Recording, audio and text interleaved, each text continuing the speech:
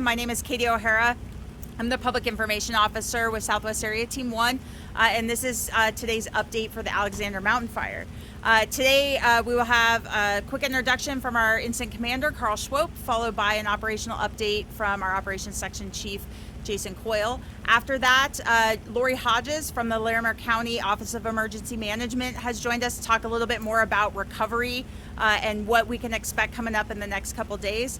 And then we'll wrap it up with Captain Tim Keaton from the Sheriff's Office. So we'll kick it off with our Incident Commander. Thanks. All right, good afternoon. Carl Schwope, Incident Commander on the Alexander Mountain Fire. Acres still remain the same, 9,668 acres. Percent containment, we're at 74%. Personnel, 536. As we talked a little bit yesterday, all the great success the crews are having on the fire, we'll start to see our personnel numbers drop over the next coming days as other fires also need these folks. So. But we'll always make sure we have enough folks, enough personnel on this incident to finish what we need. The precipitation, getting a little bit of light precipitation up on the fire, and you always think that precipitation is a good thing on a fire. In this case, it is. The lines are in. That means all of the fires up next to the edge of where we have our fire line, and then any precip we get just aids the firefighters and helping mop up and secure hot spots. Just one last thing, I'd like to give thanks to the hospitality we got last night at the Larimer County Rodeo, so appreciate all that. Thank you. Hi, Jason Coyle. I'm one of the Operations Section Chiefs for Team 1, and I'd like to give a shout out to Caleb Finch. It's his birthday today, one of the other Operations Section Chiefs. So on the fire, eastern side of the fire is contained. And right now what they're looking at is how they're going to do the suppression repair and prioritizing that.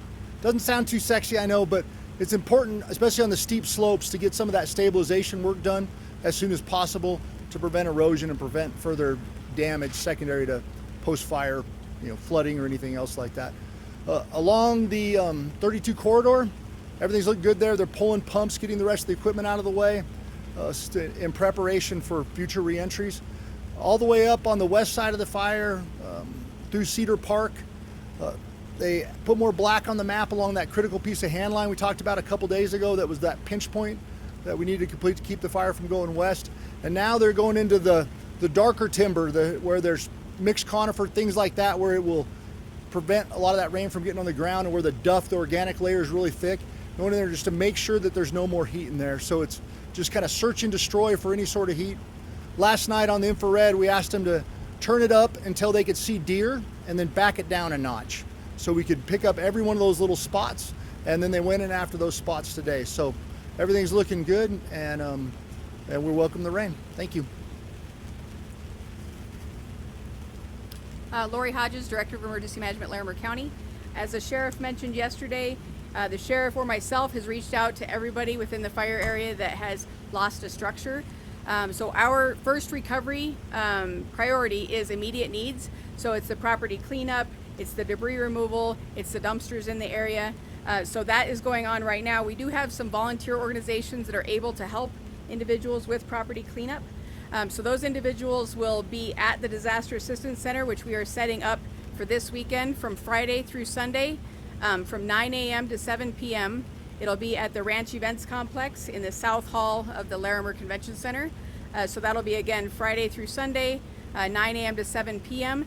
And the Disaster Assistance Center is considered really like a one-stop shop for people who need assistance for either the recovery of the disaster, whether they had property loss, or also if they are impacted by this fire in some way, whether it's the land rehab, restoration. We'll have some folks who can help with that as well. So that's going on this weekend. We also have a large network of volunteer, nonprofit, faith-based partners, non-governmental partners who can help with various needs that people might have. So our Human Services Department will be reaching out to those who lost structures to talk to them one-on-one about individual needs. That's going to be happening this week prior to the Disaster Assistance Center opening this weekend. The last piece is after we get through kind of those immediate needs, we're going to be looking at that long-term recovery and restoration, and that's really that land restoration rehab. We have a large number, again, of partners who work in this space. We have watershed coalitions, we have the fire shed, and those are the folks that we're going to be getting together with in the coming days to really talk about what's needed for this fire area, what's needed for the drainages, and how do we best protect homes and structures after the fire for that post-fire flood threat. So that's all I have. Thank you.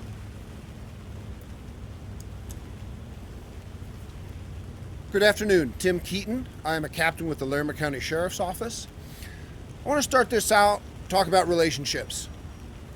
We've reported on this before, but I cannot overemphasize the relationship that we have had with the state who have been supporting us, the U.S. Forest Service who have been supporting us, the National Incident Management Team that they have brought in, the work that we have all been able to do together, from what I'm being told, with people who have done this for 3 or more decades is unprecedented.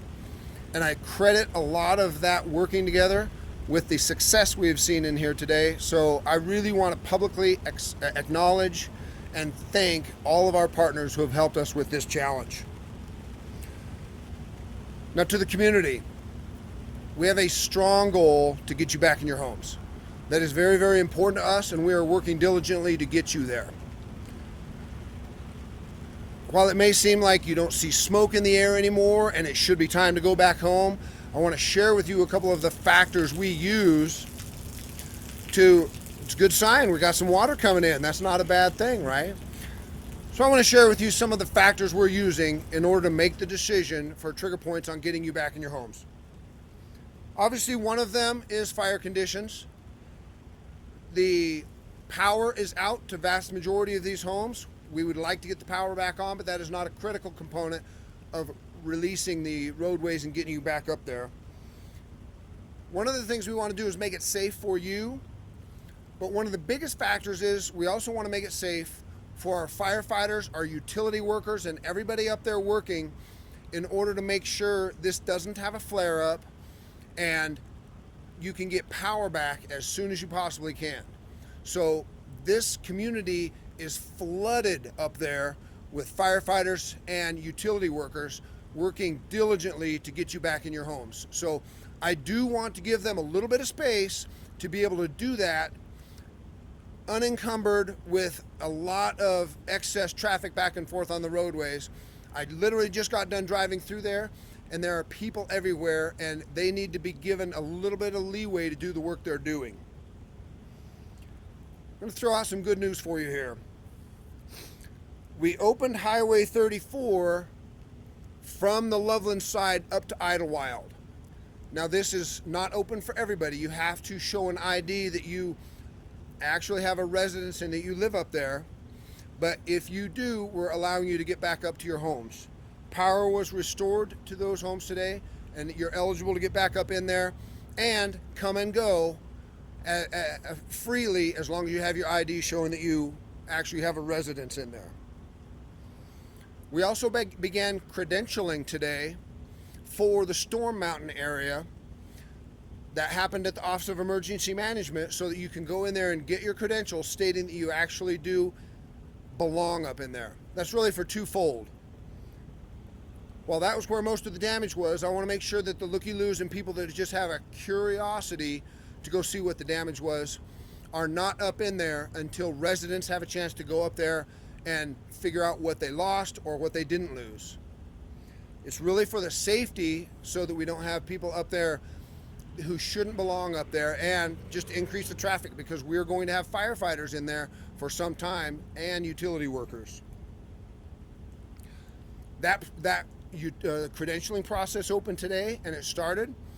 But now that you have your credential, that doesn't mean that you can access it at any point in time.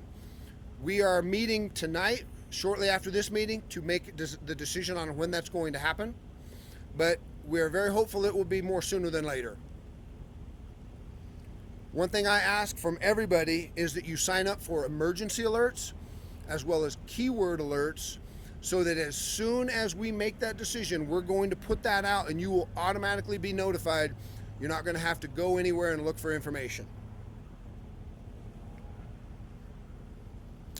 And just the human side of this, returning to a home, especially if your home is damaged, is going to be a challenge.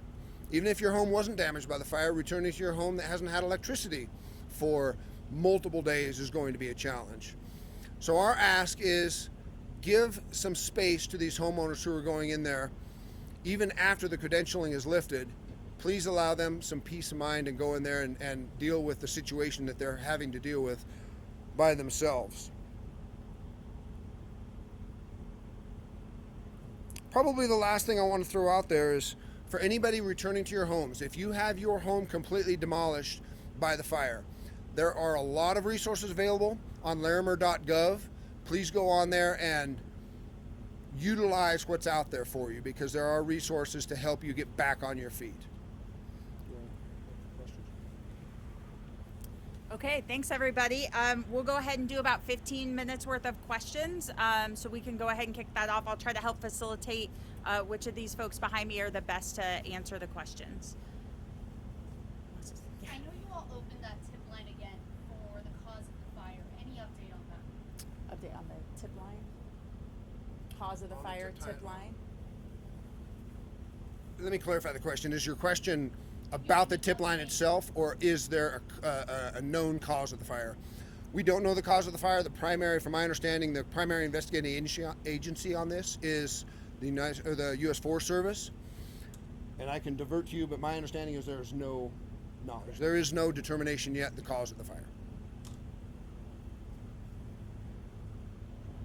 For Carl, Yeah. maybe just when you get to this point, how long will crews have to be actively working this fire before you can say it's done and everybody can go home? The threat's over. All right, so how long will we have crews on the fire? So, at this level with the incident management team, we're looking at downsizing and turning it back to the force. So we'll be here for several more days yet, but at some point in time, yes, we'll turn it back to the force. How long will the force have folks here? The weather and fire is going to determine. As long as there's heat, as long as there's smoke, there's going to be folks patrolling. You'll see weeks that there'll be folks doing something on this fire. Do you know about how many homes are still in that mandatory evacuation area? So the question is number of homes? The sheriff told me to report on this, and right when I stepped up here, and I didn't do it. But I did write this down, so I have that number for you. The number of homes who are still in the mandatory is about 929. About 245 homes remain in a voluntary evacuation state, so that's where we're at for those two numbers. Any other questions? I heard a report from one resident that their house was being used for helicopter landings. Is that something firefighters are doing? Is that something that can be shared? Is it accurate?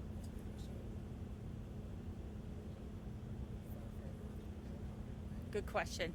They're trying to figure out which one's going to answer it. Go for it, Carl. Yeah, I